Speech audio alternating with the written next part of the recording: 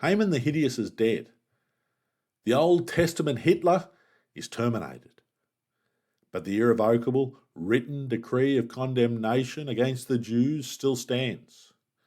And a new decree of hope, more powerful than the first decree of condemnation, had been heralded throughout the known world. In this chapter, we'll see the clash of these two decrees play out. The decree of condemnation and the decree of life and hope. Let's jump straight into chapter 9 of Esther, reading from verse 1. Now in the 12th month, that is the month of Adar, on the 13th day, the time came for the king's command, and his decree to be executed. On the day that the enemies of the Jews had hoped to overpower them, the opposite occurred, in that the Jews themselves overpowered those who hated them. D-Day has arrived, and the unseen hand of God is clearly at play. Throughout history, Satan has repeatedly attempted to destroy the Jews. If Satan could wipe out the Jews, he would succeed in making God a promise breaker. This is why Satan to this day has his earthly minions hating and plotting the destruction of Israel. The Muslims of the world and all the other anti-Semites are nothing but Satan's dupes. The Jews gathered together in their cities throughout all the provinces of King Ahasuerus to lay hands on those who sought their harm, and no one could withstand them, because fear of them fell upon all people. The Jews battled with their enemies, but God was on the side of the Jews, and the fear of the Lord was upon all people, and no one could withstand the Jews. This plays out in my mind like a Bruce Lee movie. One enemy after another gets spanked, and the enemies, one after another, line up to be laid out.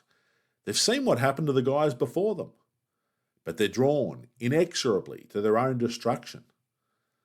Can't you just see what happened to the fella that came up before you? You're not going to win. Back off. Live to fight another day.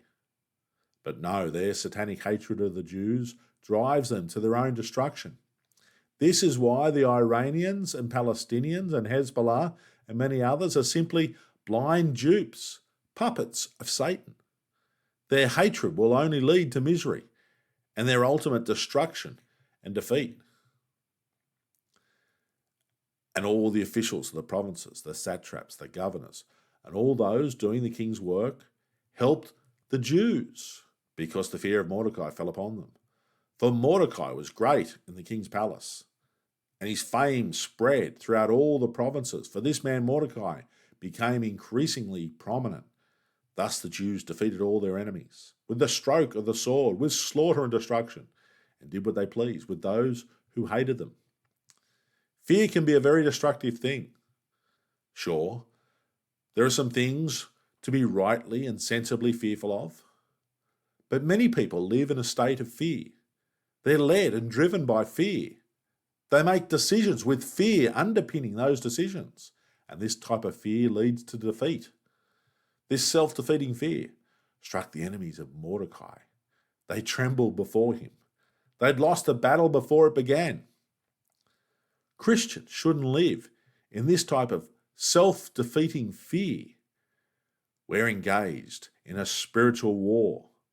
Powerful enemies stand against us. But we should be bold in the Lord, not reckless, but confident. Boldly share the gospel, confidently shine the light of Christ. These verses draw a very gory picture with lots of death and destruction. But this is reality. We live in a sin-stained world. All sorts of ugly events are going on in the world around us. The Jews had every right to defend themselves against those who would kill them. There's still plenty of anti-Semitism in the world today. People still obsessively hate the Jews without cause. As I've already said, anti-Semitism comes from Satan. At that time, the central Jew hater was Haman, and he's been disposed of. For prophecy buffs, the Antichrist, who will come just before the second coming of Christ, will be very much like Haman. And like Haman, the Antichrist will be eliminated swiftly by God just when he appears to be at his most powerful. History is filled with Jew-hating mass murderers. The Pharaoh who sought to kill all the baby Israelite boys in the days of baby Moses was one. The later Exodus Pharaoh who sought the annihilation of the Jews when he pursued them with his chariots was another. Antiochus Epiphanes, the Greco-Syrian ruler of the 2nd century BC, was another. He murdered scores of Jews, outlawed Judaism, circumcision, the study of Torah, and the keeping of kosher food laws. He set up a statue of Zeus in the Jewish temple. The Roman commander and future emperor Titus in 70 AD was another mass killer of Jews. He besieged and sacked the city of Jerusalem, destroying the temples in the process. Hadrian, the Roman emperor, was another mass hater of Jews. In 135 AD, he banned Judaism and renamed Israel Palestina in an attempt to erase the region's Jewish past. Palestina, a name taken from Israel's ancient enemy, the Philistines. A name adopted by Israel's modern enemy, the Jew-hating Palestinians. Many other wicked men under Satan's dominion follow in a similar Jew-hating vein. Of course, we have the infamous Hitler during World War II. And more recently, various Muslim leaders throughout the Middle East have called for the total annihilation of the Jewish state. We see glimpses of the coming Antichrist in all these Jew-hating leaders. The final destiny of all of them is the same, the lake of fire. And in Susa, the citadel, the Jews killed and destroyed 500 men. Also, Parshandatha, Dalphon, Aspartha, Poratha, Adalia, Aradatha, Parmashta, Arasai, Aradai, Averazatha. That's a mouthful, all of those names. The 10 sons of Haman, the son of Hamadatha, the enemy of the Jews. They killed, but they did not lay a hand on the plunder. The Jew has attended the funeral of every one of the nations that attempted to exterminate them. Just a friendly warning to you all, stay well clear of anti-Semitism. It's a very hazardous place to dwell. God swore to Abraham in Genesis 12, I will bless those who bless you, and I will curse him who curses you. This is a theme that we see repeatedly playing out in the lives of the descendants of Abraham through Isaac. This was not simply a blessing and a promise given to Abraham, as some people attempt to teach, but it was given more broadly to the chosen people of God. It's also important to note they did not take plunder from the family of Haman. All that belonged to this man and his family was tainted, filthy, rancid. Have no part in benefiting from the proceeds of crime. As servants of God, we should be beyond reproach.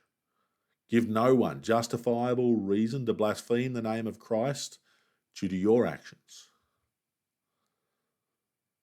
On that day, the number of those who were killed in Susa, the citadel, was brought to the king.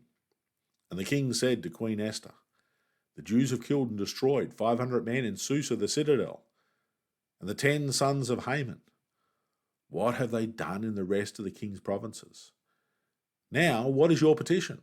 It shall be granted you. Or what is your further request? It shall be done. Xerxes was a man that was comfortable with slaughter. The death of 500 men was nothing to him. If these men sought the death of my queen's people, they got what they deserved, Xerxes probably thought, overlooking the fact that it was his decree that had imperiled the Jews in the first place. The writer of the book of Esther wisely leaves out this simple fact. Xerxes senses that Esther had a further request. Then Esther said, if it pleases the king, let it be granted to the Jews who are in Susa to do again tomorrow, according to today's decree, and let Haman's 10 sons be hanged on the gallows. So the king commanded this to be done. The decree was issued in Susa, and they hanged Haman's 10 sons. And the Jews who were in Susa gathered together again on the 14th day of the month of Adar and killed 300 men at Susa, but they did not lay a hand on the plunder. Note for the anti-Semite who think Jews are money grubbers.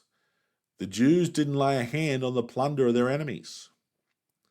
They were told they could, but they chose not to. 3 times this detail is confirmed in the account. Also note, Haman's 10 sons' bodies, previously slain, are now put on public display. Again, the interpretation hanged has us picturing a more modern rope hanging. But as I've previously mentioned, this is more likely an impaling on a spike, hanging, or display. The remainder of the Jews in the king's provinces gathered together and protected their lives, had rest from their enemies, and killed 75,000 of their enemies, but they did not lay a hand on the plunder. This was on the 13th day of the month of Adar, and on the 14th of the month they rested and made it a day of feasting and gladness. 75,000 enemies of the Jews destroyed. Xerxes was indifferent to the death of 800 people in Susa, but 75,000 dead throughout his kingdom? Good riddance. But the Jews who were at Susa assembled together on the 13th day, as well as on the 14th, and on the 15th of the month they rested, and made it a day of feasting and gladness.